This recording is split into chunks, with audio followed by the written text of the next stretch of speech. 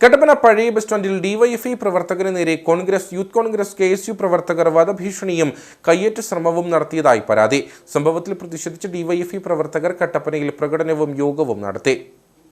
DYFI Kattappana south മേഖലാ secretary Bibin ബാബുവിനെ അക്രമി സംഘം കയ്യേറ്റം ചെയ്യാൻ ശ്രമിച്ചെന്നാണ് പരാതി.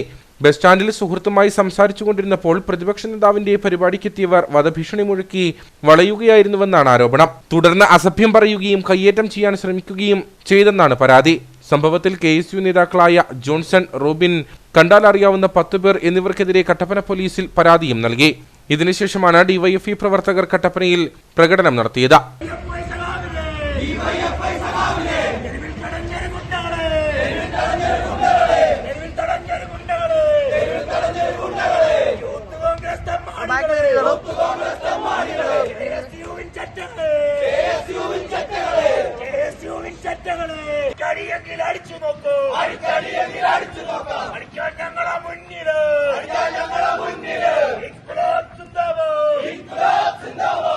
CPM area secretary Mathew George ഉദ്ഘാടനം ചെയ്തു.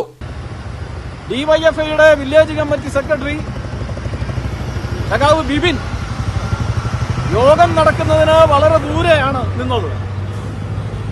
ആ സഖാവിനെ വളഞ്ഞിട്ട് ആക്രമിക്കുന്നതിനും അതുപോലെ തന്നെ ചീത്ത വിളിക്കുന്നതിനും ആക്ഷേപിക്കുന്നതിനും കലാപമുണ്ടാക്കുന്നതിനും വേണ്ടി യൂത്ത് കോൺഗ്രസിന്റെ ഈ നാട്ടിലെ അറിയപ്പെടുന്ന ക്രിമിനലുകൾ ആ സഖാവിനെ ആക്ഷേപിക്കുകയും കയ്യേറ്റം ചെയ്യുകയുമാണ് ഉണ്ടായത്. ഇത്തരം തോന്നിയവാസങ്ങൾ നമ്മുടെ കട്ടപ്പനയിൽ നടത്തുന്നതിന് വേണ്ടി ഇറങ്ങിത്തിരിക്കുന്ന കോൺഗ്രസിന്റെ ആളുകൾ നന്നായി മനസ്സിലാക്കണം.